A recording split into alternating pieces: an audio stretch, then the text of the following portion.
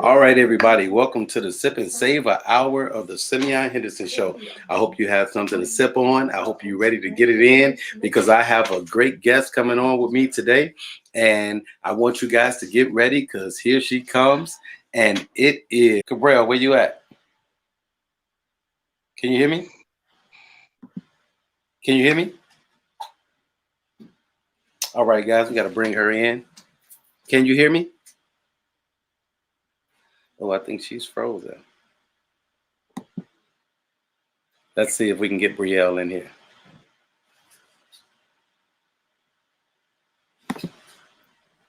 You guys are tuned into the Sip and Savor hour of the Samia Henderson Show, and we are about to bring in CABRYL.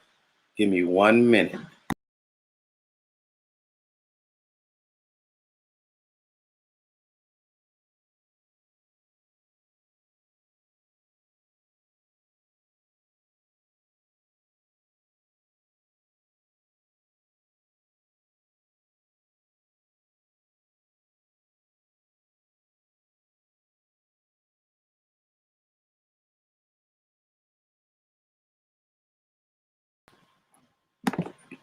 All right, there you are. Can you hear me? How's it going? I can hear you now. I can't hear you. You can't? Can you hear me now? Audio. You can't hear me? Turn your audio up because mine is on both ends. Can you hear me now? Can you hear me? Hold up, wait a minute. Say something. Can you hear me now? Okay, I can. Okay, you know what? I had my mic plugged in and I thought, All right, okay. All right. Hopefully, I think I shared it. So everybody, this is the Sip and Savor hour. What are you sipping on, Brielle? I am sipping on my ginger citrus tea. Okay. So it's with a little bit of honey. Here. Okay. So. Okay. How are you doing? I'm doing good. How are you today? I am doing fantastic. Thank you for asking me, and thank you for inviting me as a guest. My glasses off because of the glare. It's up to you. So we're gonna get this thing going, man. We're gonna get this thing going. So I'll be looking at comments and people will be commenting, and it's time. But yeah, you've been doing this for a minute now, and a lot of people don't know that you've been working behind the scenes for a while. And when I think about you and where you started at, working on productions and helping people get their productions going, working with the actors and different things like this. What made you want to get into the business of entertainment? It actually all started off as a fluke. So initially, I initially started off with wardrobing, costume design. So I can make clothes from scratch. Interesting story. I used to make clothes for strippers and everything for some years. So yes, I'm married to different things, but I initially started off in wardrobing and costuming. From there, it kind of flipped when I was on sets helping out. People would just talk to me. Right. And they would tell me their stories and everything, and we would exchange ideas and everything. And it just kind of morphed and manifest into me doing interviews and blogging. Right. So I've always loved fashion. I've always loved design. My mother said I would draw all over everything when I was younger. She would give me notebooks and I would go through the notebooks within a week. Or so, and I used to dress all my little dolls up, make toilet tissue dresses and everything. So it just kind of morphed into itself where I started off with fashion, wardrobing, and now I'm doing blogging, media, hosting.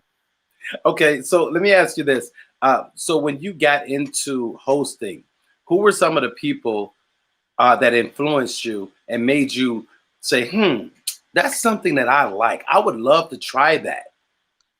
I would watch a lot of Barbara Walters growing up. 2020, and listen to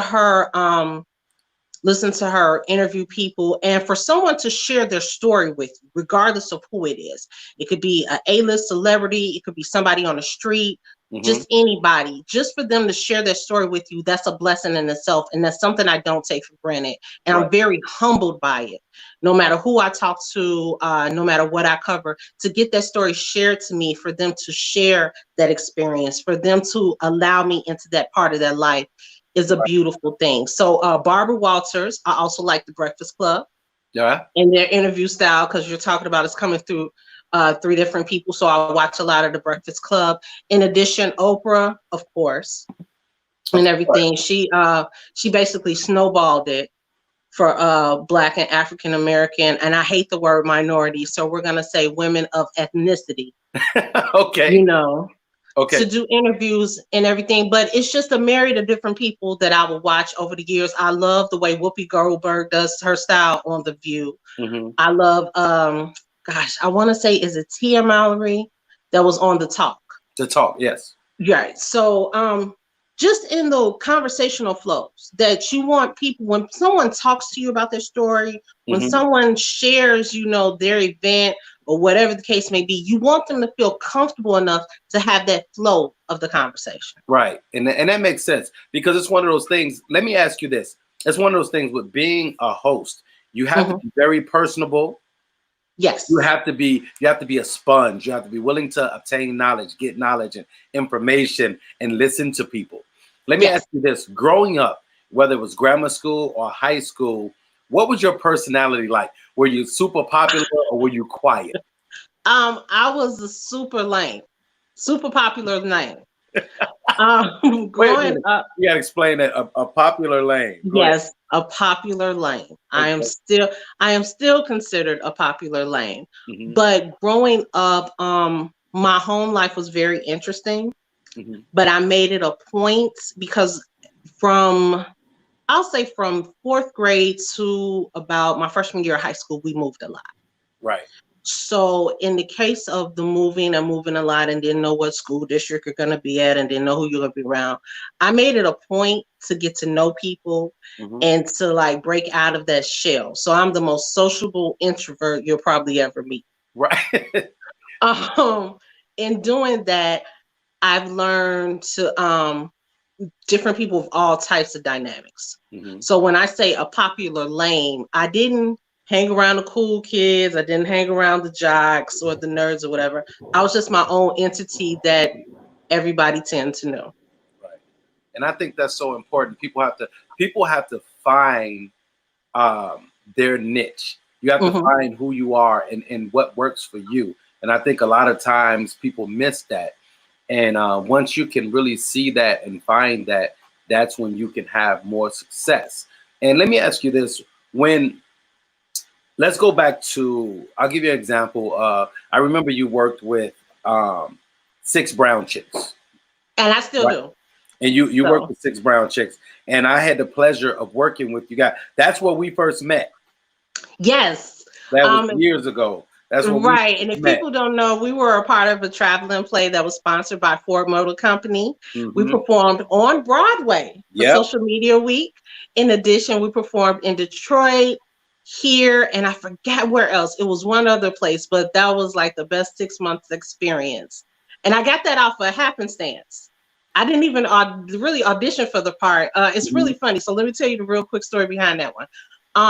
I had just connected with Zandra, who is the founder of 6 Brown Chicks, in regards to doing blogging and write-ups. Right. Now, when I found out about that, Liz Lampkin, and I believe Celeste Parker had wrote the play, The Black Social Network.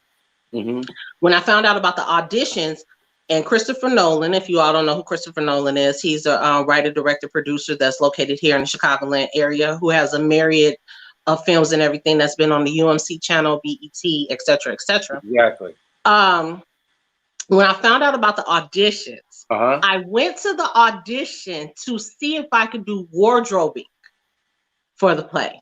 I didn't even go to audition. And that's when I had met Liz Lampkin. And she seen my look, and my hair was much bigger. I had on my blue glasses, blue fit and everything. And I had a flower in my hair. And she's like, "Oh, so you're inspired by Billie Holiday?" I was like, absolutely. She said, well, can you read? I said, since a toddler, I've been doing pretty good. She was like, oh, I see you have jokes. And so she was like, here, I want you to read this part. And I'm not thinking that I'm auditioning. I'm not. And I was like, oh, okay, it's the part of Gretchen. I'm like, oh, okay, sure, I'll read for it. So they had me read it. And then I was like, okay, well, that's cool. But what about, you got somebody do your costume, your wardrobe? Right. She was like, you know what? We'll talk about that. She said, how long you got? I got a couple hours. She was like, good, because the main star, who was Demi Lovato. Right. At that time. She was like, she's coming in and we want you to read with her, because they had like that big fight scene. Right. And everything. And I'm like, oh, okay. Like, once again, I'm not thinking that I'm auditioning. So I read with her and everything. And then they had a couple other people, like maybe 5 or 6 other people, come in and read for Gretchen. And she's like, oh, well, you did phenomenal and everything. She was like, okay, we'll let you know if you got the part. I'm like, you realize that I came here to do wardrobe, right? I had my little resume and all that other good stuff. She's like, yeah, we'll talk about that too. And then like 4 or 5 days later, they offered me the part of Gretchen. So naturally, I replied to the email, well, what about wardrobe? So I was able to do both. Was that your first time acting? I acted in school plays, like 7th grade, 8th grade. So that was your first professional play? Yeah, it was. And like I said, it was by a fluke. It was by a circumstance. You had to travel and go to New York on Broadway. Oh my God. Here I am. I've been doing it already for about, 10, 15 years. Right. This was my first trip to Broadway. But that was an experience in itself. I mean, was so dope. It was. You can't take it back. I mean, my first time being in New York, we was in the middle of Times Square, social media week, Ford Company. It was just an awesome experience. I went and bought me 2 pair of Jordans because I'm a gym shoe fanatic. We were in Times Square. It was just, but let me say this. So now, that's a great segue into this next part. Okay. About relationship. Mm-hmm. You have to develop these relationships with people. And I think that's so important. So what was it like for you to start to develop relationships with people as you wanted to grow in the business? Developing a relationship is very key. And also you have to be genuine about what you do. You have to be genuine in your efforts, and you have to have follow through, because so many things happen. You're getting pushed in so many different directions. So you have to be, first of all, genuine about what you want to do. You have to be genuine in your follow-ups when you're following up with people. And you also need a body of work behind you. So when you come to this person, hey, I would like to be a part of this project or whatever. 9 times out of 10, first thing out their mouth, well, what have you done before? Or what have you done previously? Right. And then you also need to make sure that your work is solid, to whereas you have professional references to say, hey, I've worked with this person, I've worked with that person, not in the sense of name dropping, but in the sense of, hey, you want to check out references of my work. This is the different things that you've done. And in the business, your resume is so important, because people, they'll like you for your personality and want to bring you on, but they also want to know that you have some expertise and you have some experience in what you're going to be doing, because this is their product. This is what they're putting on the line. So now when you talk about being a blogger, right, you're putting information out there. Right. So what is that process like when you're ready to do a blog? What's the process in making that blog come to fruition? First of all, you have to be knowledgeable of the subject matter of anything that you're putting out there. So just doing your own research. And being honest. For you, what's the process like for you? When you know you're going to do a blog, what's the process like for you for completing that blog? First of all, I do research. I make sure that I'm knowledgeable about my subject before I put any words to pen and paper. Secondly, I make sure that I have this point of contacts, things along that nature. And then just being just flowing with the words. Right. Doing a blog from your honest point of view to where your readers can relate to. You know, simplicity at times is always key. Okay. So let's go into this. What is one of the interviews that you've enjoyed the most? So I have a couple of different I'm gonna ask, but one I want to ask you, what's one of the ones that you enjoyed the most? My mom, believe it or not, when I had a show on Urban Broadcast Media, I brought my mom on for Mother's Day. All right. And you know, when you normally talk to your parents, it's okay, they're telling you this, they're telling you that. But talking to my mom in the realm of an adult and on that platform and her thoughts and her ideas, just things I didn't even think of that my mom would be game for, that my mother expressed her opinions on. And I was just like kind of blown away that side of my mom per that interview. Okay. And what was that like? Were you able to, was it like, okay, right now you're my mom, but I'm kind of in control right now. So you have to answer my questions. You have to pay attention to me, Mom. This is my platform. I know you're my mother, but right now I'm in control. Yes. Yes. Sheila wasn't going for it. You know, she had a small thing of control, but just the conversation with her and to know her on another side of her, outside being my mother, outside her being, you know, a wife, a daughter, a sister, this, that, and the other, but just knowing her as the person that she is, it was an awesome experience because I didn't look at her in the eyes of, this is my mother, I'm her daughter. I looked at her in the eyes of her like, wow, she has this opinion about this. She thinks this way about this, just things I wouldn't have thought of. That's like one of my greatest interviews ever. I think that's so cool. One of the cool things about interviewing people is the fact that it's like you have the ability and the power, if you will, to make them remember things that they haven't thought about, or get them to talk about some of their darkest secrets, or some of the most passionate moments, or things that mean so much to them, whatever they're willing to share. But what happens is you have the ability to ask these questions and to get them to open up. And what's that like for you to have that feeling of, wow, this person really opened up to me, and this person let me in their life and in their space? Regardless of who I'm talking to, because people do not have to share certain parts of their life with you. They do not have to privy you to whatever information, you know, you're willing to share. So just for that to be an honor that someone even wants to talk to you, or you reach out to someone and say, hey, I'd like to do an interview, and they're receptive to that. That's something, I don't care who it is. I don't care if it's XYZ celebrity. I don't care if it's Joe Schmo Blow off the street, whoever, just in the sharing of that, you know, of that time, of those stories, for them to open up like that, it is a truly humbling experience. And then just being genuine about the conversation. You know, that's something that you have to have. You have to be not only genuine about the conversation, but have a genuine connection and make people feel comfortable in talking to you. Yes, that is so true. That is so true. And let me ask you this.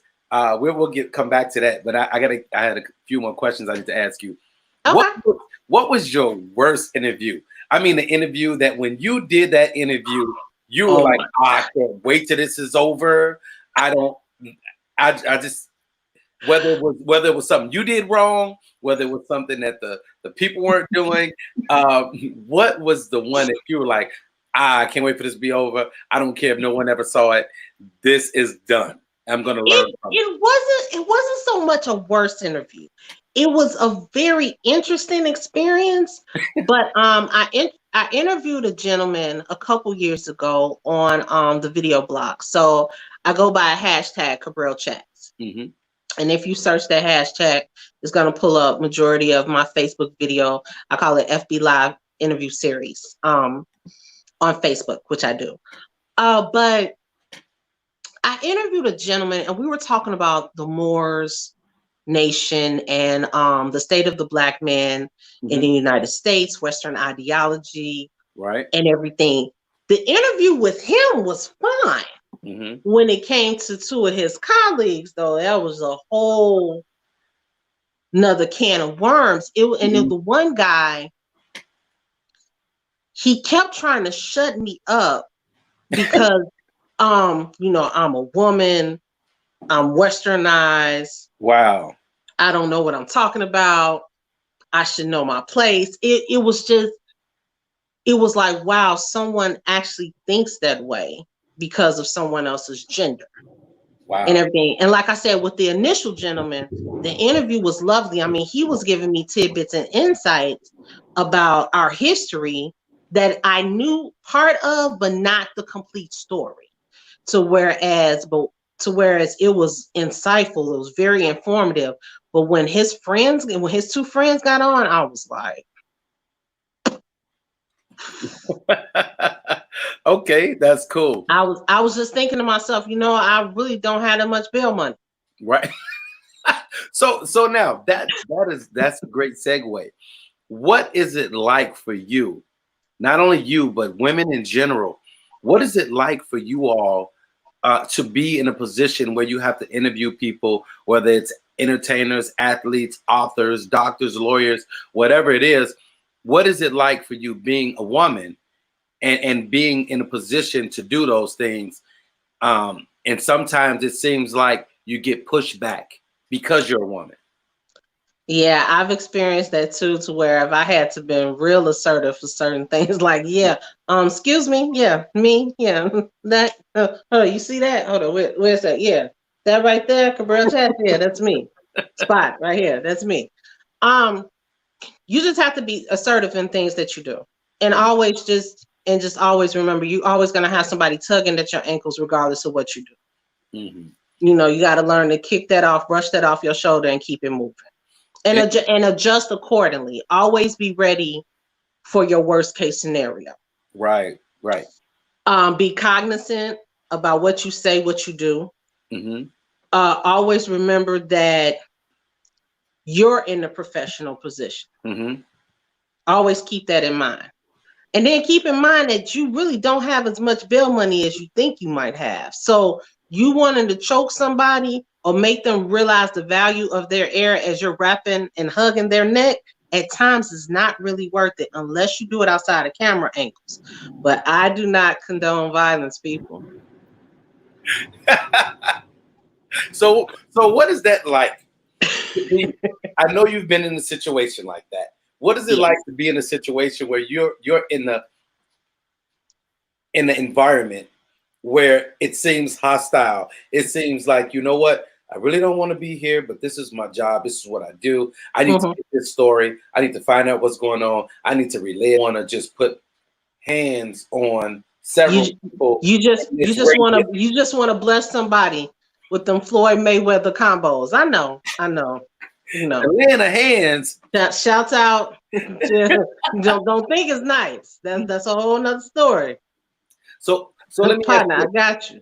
One of the things that I really love that you do, and we've been in the same place doing the same thing, is giving back. Giving back and doing charity work and supporting. How, as a blogger, as a host, and an interviewer, how important is it to you to get out into the world, get out into the city, and move around and be an influencer and be a voice for people that need it?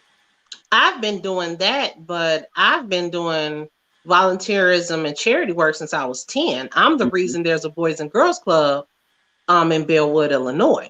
Wow, okay. So, and that was when I was 11 when I did that. But I always try to make it an effort at least once a month to volunteer at various places. And I don't volunteer to put it on camera. I don't volunteer to show people she's here, blah, blah, blah. No, I volunteer to give back because at any given situation, your situation can change at a drop of a hat. Yes, yes, yes. You know, for 8 years, a friend of mine and I, just between the two of us, we used to sponsor over 200 boys to get their haircuts for free twice a year in the Bellwood, Broadview, Hillside area through 3 different barbershops. In addition, we would supply backpacks and school supplies to these kids. We also did teen mentoring programs. We did college and trade school visits, all on our dime. Let's see, giving back to the schools, just going up there, speaking to the kids. Like I said, once a month, I try to do something because at any given time, that could be me on the other side of that food pantry line. That could be me on the other side of needing assistance and help. And just to give back because my blessings come in bundles. You know, I do a lot of different things that I don't broadcast about. I do things and be a part of things that, you know, that you wouldn't believe or you never heard of or you didn't even think about. Like I said, because I have been blessed in so many different ways that my blessings come back because I'm blessing it forward. Wow. I love it. I love it. I love it. And man, and that's what I'm talking about. Being able to do something where you're able to give from your heart and be who you are and really have a heart for people. I think that's something that's missing, and we have to really take that in consideration when we do things. We have to think about people. And speaking of that, we're going through this pandemic right now with COVID-19, and you are really like a first responder. Yeah, theoretically, yes, I'm critical care. So you're. So I want to talk about that. You're not only a blogger and a host and an interviewer, but you're working in the field that's really needed right now. So how are you dealing with the COVID, and what are you doing to help? What I do is critical care medical for pharmacy. So I deal with a lot of psych patients, terminally ill patients, excuse me. AIDS patients. I won't say what facility I work at and everything to protect those who are innocent, but I deal with the most vulnerable of our population. So I have to make sure that meds hit their plane runs on time. I have to make sure bills get paid. And dealing with the COVID-19, it's even more critical now because they put that as the top of the list, regardless of circumstance, regardless of what someone else's situation is. So by that being switched out, I still have a critical role because now I have a dual role. Okay. So in doing that, what are some of the challenges that you face in your position? What are some of the challenges that you face in your position? The challenge of being an overthinker. Making sure, no, seriously, because you have to realize that regardless of what you do, regardless of your situation, there's somebody on the other side of that prescription. There's a family that's dealing with their loved one in their most vulnerable state. And I'm dealing with people in long-term care facilities. So, you know, their family is not immediately there with them. They're under the care of caretakers, doctors, nurses, CNA, etc. So you want people to be as comfortable as possible, but you want to show compassion because, like I said, at any given time, at a drop of a hat, that could be you. And if you're going to get in that position, you at least want to know that someone on your path or your line of care actually cares about what's going on with you. And I think that's so important at this point right now. People, their loved ones are being put in the hospital and they can't see them. People are dying. I've had 3 deaths in my family, and I had to watch a funeral online. So, you know, it's one of those things where you can't even do a proper funeral or goodbye to your loved ones because of what's going on, right? Let's look at what's going on in Florida and Atlanta. So in Atlanta, they're talking about opening up beauty salons, barbershops, movie theaters, and all the places Black people go to. Yeah, by theory, you could say Black, brown, and yellow people do frequent those places. You know, theoretically, certain economic standards and everything, a certain part of society do frequent those places. The thing about it is, with anything, you have to use common sense. Okay. Reality is that this is something that at least the public is being told about what's going on. Excuse me. Now, in saying that, with anything, you have to use common sense. You can't stay in and be scared of what's going on outside your door. True. You know, but when I say that, I mean, be cognizant of your surroundings. Wear a face mask. You know, have wipes. You know, follow the protocol of 6 feet or more ahead of someone. Just use common sense, people. You know, and that helps. Constant hand washing, hand sanitizer. That helps curb things. The very unfortunate reality is 80% of these people that are being forced to stay at home and everything, their economic walls are collapsing. That was my next point. So going right into that, what do you think is going to be the outcome or the fallout as a result of all of these people getting furloughed, which turns into being fired, or people just getting fired and laid off their job? And the unemployment rate is sky high right now, and it's hard to go through. But what do you think is going to be the fallout of and the result of all of these lost jobs? And see, that's a hard thing because you don't want to put profit over people. But in order for these people to have a sustainable lifestyle, they need that profit. So it's kind of like a catch-22. Yeah. Oh my gosh. And the volume, this cheesy butt phone. You're going to have to speak up just a little bit. Can you hear me now? Because someone tried to call me, and of course it messed up with my volume. Can you hear me now? Yeah, I can hear you. I feel like I'm doing a commercial. A Sprint commercial. Hold up. Being like, what was that thing? What was it? Oh boy. What was the battle last week? Oh my God. Okay. Now, so you're a blogger, and blogger. This was a blogger's dream. Teddy Riley and Babyface. They had a battle, and Babyface is in the studio with just his phone and his AirPod in. He's playing his music nice and smooth. Teddy Riley decides that he wants to do a concert and put on the whole show. Right? And all of a sudden, all of his equipment or whatever, it wasn't working. It wasn't working. Well, I mean, that just goes to show you at times that instead of you trusting your gift, you're trusting everything but your gifts. But I can say this. I can say that the one thing I can appreciate about it, he was trying to put a show on for the people. So I can appreciate that, because in the times we're in, not being able to go out, he tried to make it a show, which is cool. I can appreciate that. But, you know, I just don't understand why his stuff wouldn't work.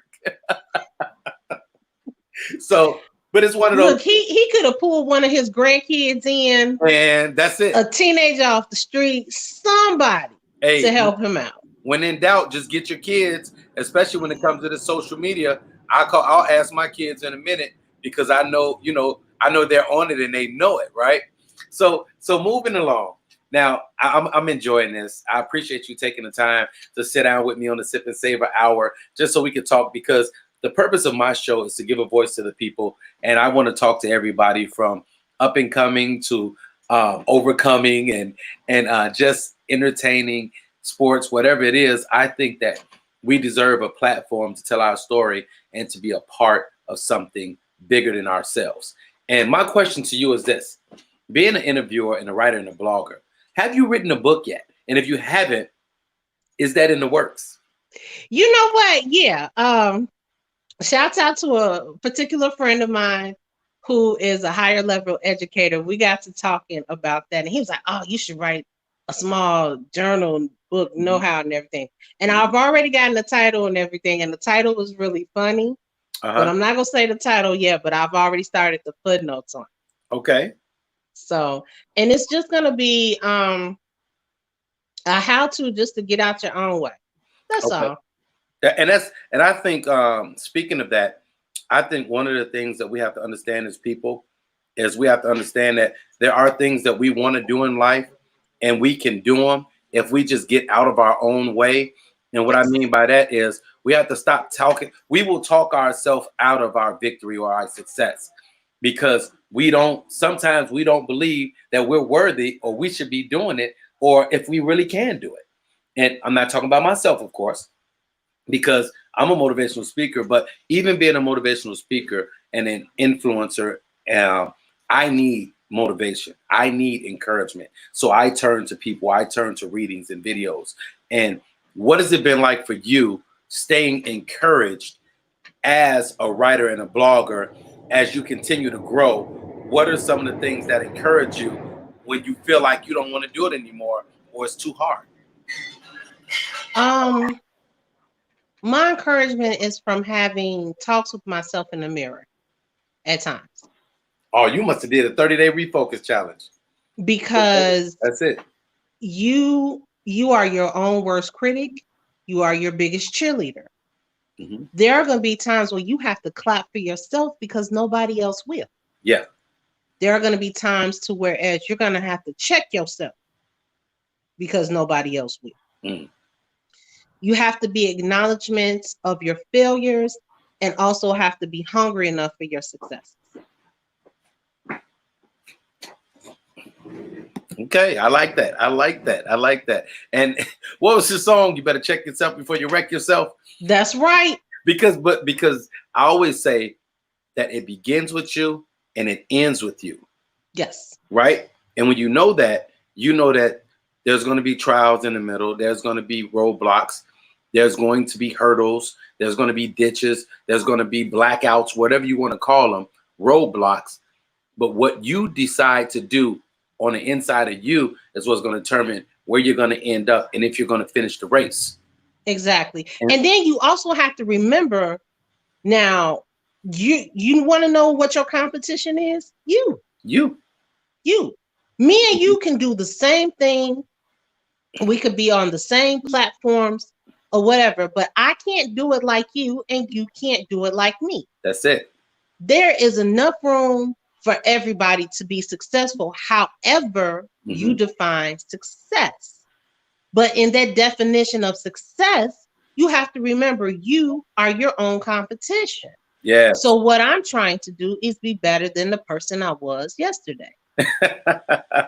Be better than that person I was last year.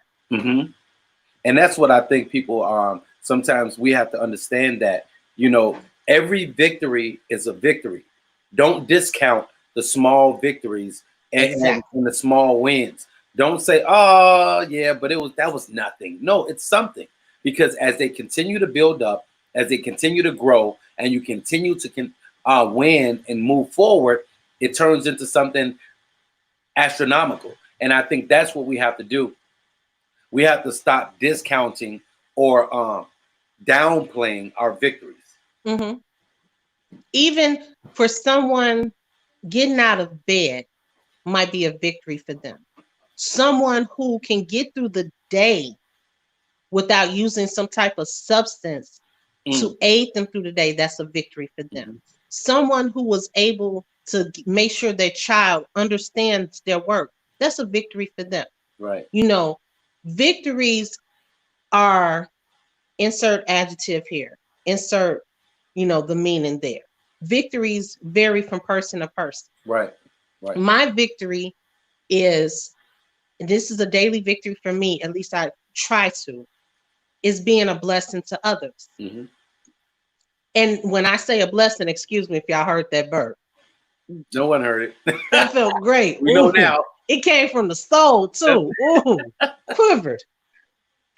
But my victory is being a blessing to others because in a genuine manner, meaning my blessings is going to come back to me. Right. And you don't do it just as like, oh, okay, some go come back to me. No, you do it to be genuine. So each one teach one, reach back, get one. So now, before we get out of here, I got to ask you a couple of fun questions. So now, you are a woman about town because you have to be. So when it comes to some entertainment in Chicago, and let's start on the food scene. What are some of your favorite places to go to for three things? For chicken, pizza, and let's say soul food. You're wrong for this. You're absolutely wrong for this. I'm just gonna ask. I have to ask. Chicken. Wow. Shouts out to the Yardbird people out there. My mama house. Your mama house. But if I had to choose, better than Harold. If I had to choose, I am a West Sider. Oh, right. Okay. I am a West Sider. I hear it coming. Does it have an uncle in it? I like Harold's. Oh, okay.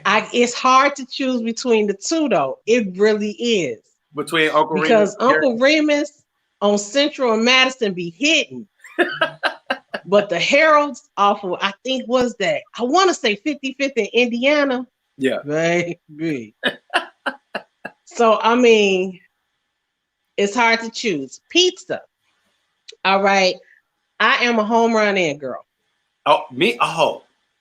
I am off of 35th. The one in Hillside is cool too, but the original one on 35th. Off 31st. 31st in Cicero. Yep. I'm a home run in girl. And what was the last one? Soul food. Soul food. Oh, wow.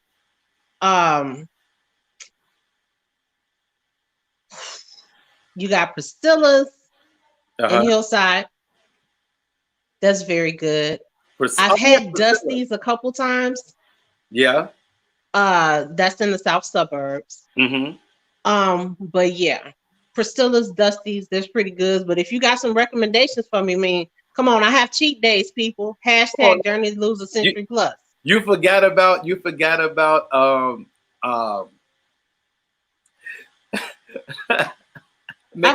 what? MacArthur's. So MacArthur's have the best macaroni, though. Somebody watching, they said definitely Harold's. And then I have somebody say it was a victory when I saw you. Oh, okay. They said it was a victory when I saw you on the Ace Hardware commercial. I told everybody I was in a slump and that the media made me so happy. I took a picture of it. It's the small things that really are big. Oh, okay. So cool. So it made them feel good that we are in a media slump. We are in an entertainment slump because there's no filming going on right now.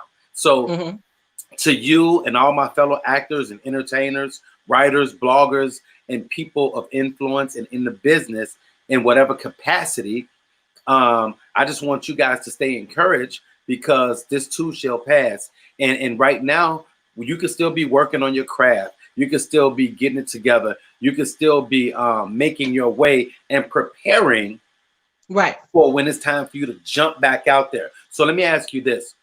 What has it been like for you during this time as a writer and a blogger? Well, I've now been able to focus more time on idea development. So on things for future projects that I'm able to craft, get done within the next 5 to 6 months. Right. I've been very fortunate that because I was a part of 4 different projects for this month, they've all been rescheduled. Right. So they're still going on, delayed, not denied. Right. But in the interim, I've been able now to write and develop more content. So like I said about the small book journal that I got the idea for, now I'm able to write and develop that. Pretty soon, I'll be doing my podcast. Yay! I'm announcing it. Yay! That's what's up. Pretty soon, I'll be doing my podcast with a release date sometime in May.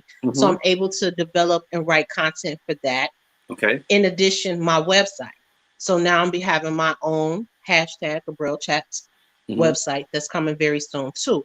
So now I've had to now channel more so the writer within me as far as production and development. Okay. And in addition, working with a couple of other people on their projects, which I've been honored and humbled, been asked about to do.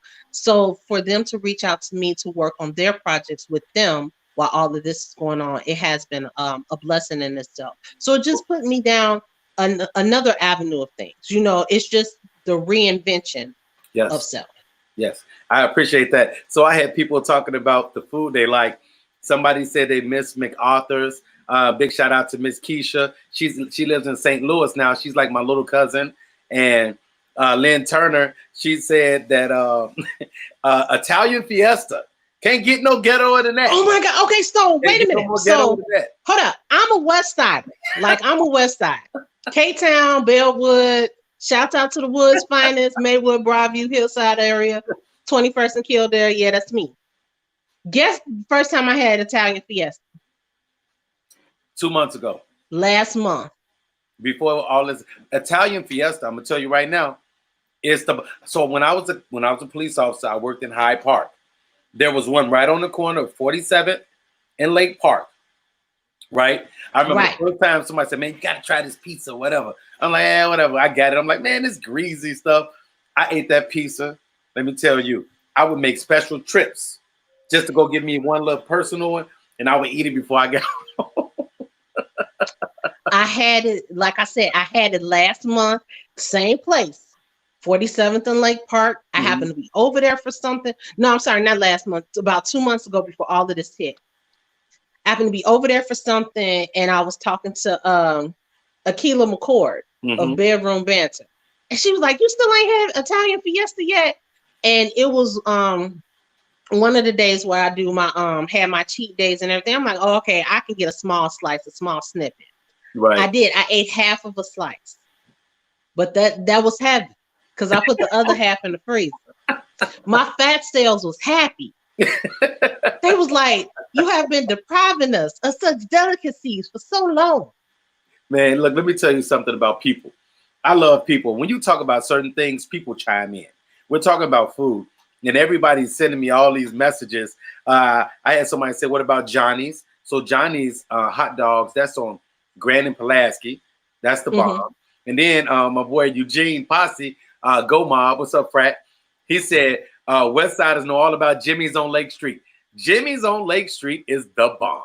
And the thing now, you know what? Jimmy's is cool. Jimmy's is cool. I'm not a big hot dog aficionado and everything, but I happen to like Gene and Juice and Mickey's and Bellwood. Oh, Mickey's is good too. Mickey's is good. So. Yeah, so that's my thing. If I have to have a hot dog, I will drive all the way out there to Gene and Jude's, which is I want to say that's River Grove because it's not too far away from Triton College. Right. Or I'll go to Mickey's and Bellwood, which is right there off of St. Paul and Manheim Road. Okay.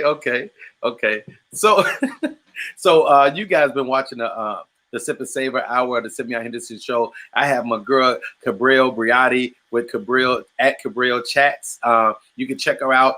I've been putting up her name all day or all through the interview. You know where to go and see her, and make sure you guys check it out. But we're giving a voice to the people, and we want to know what you're doing, what's going on with you during this time, because I believe that this is a time for us to not only stay together, but uplift each other and push each other towards our greatness. And CABRYL, what do you want to say to the people before we get out of here?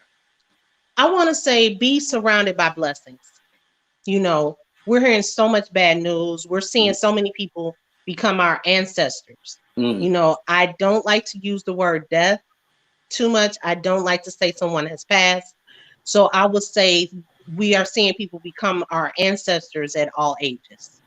And at this time, a very critical time, they're becoming more rapidly now than ever. And then the thing with social media is we are so inundated with the negativity that's going on. Although it is a part of reality, but another part of the reality is being blessed in the surroundings that you have, being blessed with your health, being blessed that you are able to wake up in the morning and make anew.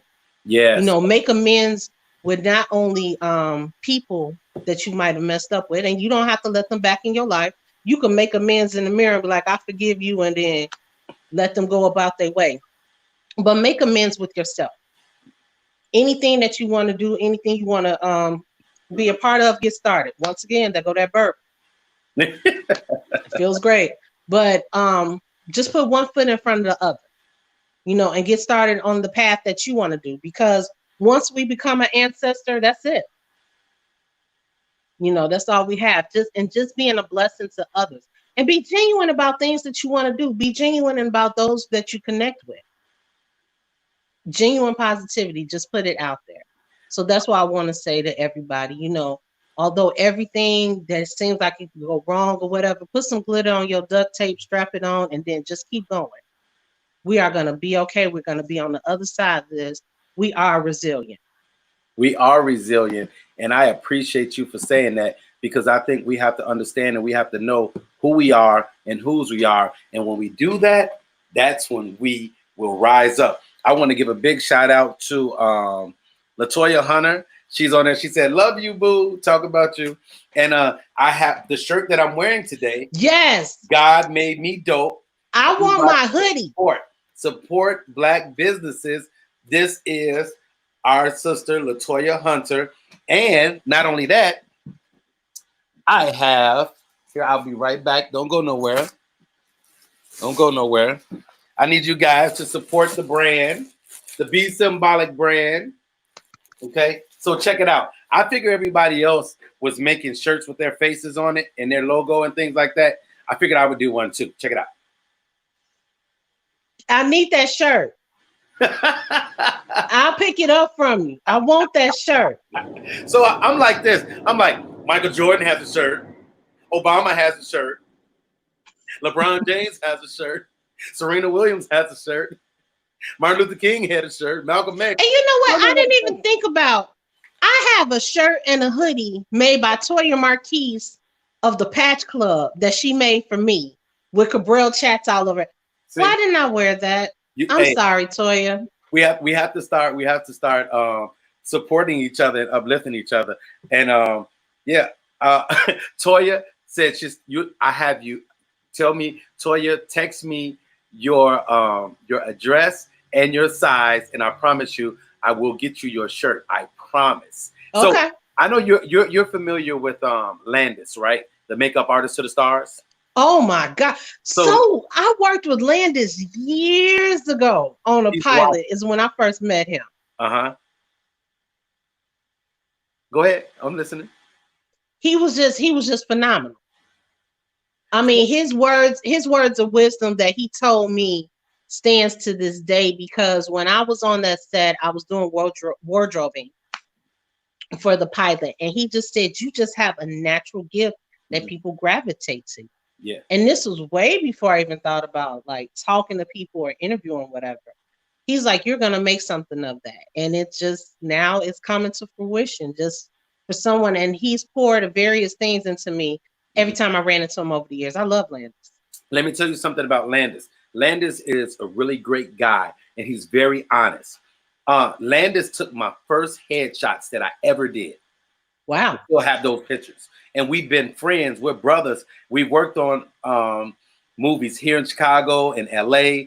One thing about Landon, when I hang out with him, I'm spending money. He loves to shop. And this dude, he will make you feel like this t-shirt that costs $100 looks better on you than anybody in the whole world. And before you know it, you're walking out with that $100 t-shirt. And Landon, that's why I can't go shopping with him, because man, look, the way my bank account set up is my checking and my savings. Yeah, but it's just one of those things where we have a lot of people that encourage us. And the thing, like Landon, he put a comment up. He said, "Great interview. It sounds solid." Along the way, when I started doing my show, as I've been acting and things, Landon would always call me and give me feedback and things, and I would take the nuggets and I would build on it. Yes. And it got to a point where he would watch something and be like, "Oh, you on point." I could do my own makeup because of Landon.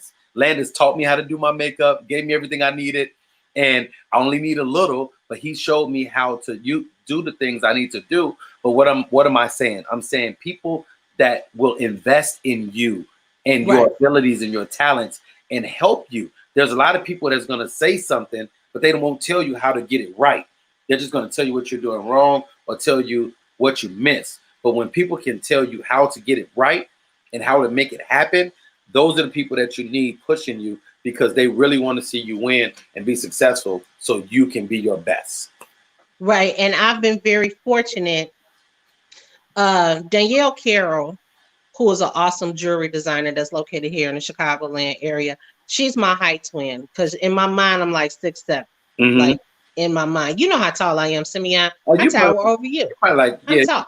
You're probably like a whopping 5'7". But she always use a hashtag, no crabs in a barrel.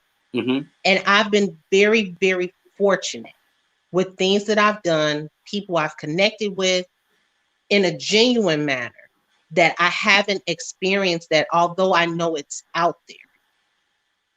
You get what I'm saying? Yeah, So that's why when I say each one, teach one, reach back and get one, I mean that sincerely, because I would reach back and grab 3, those 3 grab 9, those 9 grab 18, etc., etc. So I've, over the years, I've had various people pour into me to help develop my own form of greatness. Right. And that's something you don't able to plant those seeds accordingly. That mustard seed flourishes into a forest of success. But it takes time, it takes cultivation, and it takes work. Okay. All right. Well, thank you so much, CABRYL. You guys are watching the Sip and Savor hour of the Samia Henderson Show. Big shout out to Trez Pugh, who is the owner of the Sip and Savors. There's 3 locations, on 53rd, on 43rd, and on 47th on the south side of Chicago. Thank you so much to my executive producer, Jamani Anamdi, my producer, Jose Perez, Ashley Easley, my marketing director, and everybody that's been a part of helping grow the show. I appreciate you guys. CABRYL, thank you so much. I look forward to what's coming and what you're going to be working on. Keep us informed, because you're doing big things, and we appreciate you so, so, so very much. And I just want you to understand that and know that. So it was a pleasure having you on the show. And I'm thank you, big brother. I really appreciate it. So when I get my podcast up and running next month, you already know that you are on my guest list. My girl, I appreciate you so much. Everybody, thank you for tuning in. CABRYL Chats. Make sure you check her out.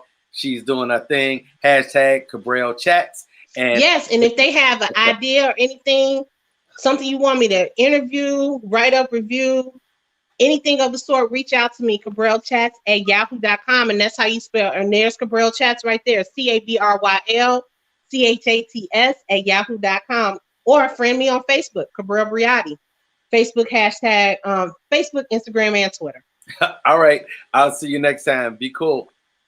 All right. Bye. Bye-bye. So everybody, you've been watching the Sip and Savor hour of the Samia Henderson Show. Thank you guys so much for tuning in. We just had CABRYL Chats and comedian Jay Deep. He's been in the game for a long time doing this thing, and he is a very, very funny guy. He's going to have the premiere of his 1-hour comedy special tomorrow night. And also tomorrow evening, I will be talking to my son, Simeon Henderson II, and my niece, Jania Henderson, and better known as De Niro Duo. And they will be on the show tomorrow. So you will see that go up in a second. But what I want you guys to do is I want you to continue to be symbolic, simply your best, and understand that being deeply rooted stimulates growth. I thank you guys for tuning in, and I thank you guys for your support. I'll see you next time on the Samia Henderson Show. Be blessed, and don't forget to be safe during this time. See you later. And big shout out to Mark Harris, my brother, who's also doing the Sip and Savor hour at 1 o'clock over on Mark Harris 1555 Filmworks. Check them out.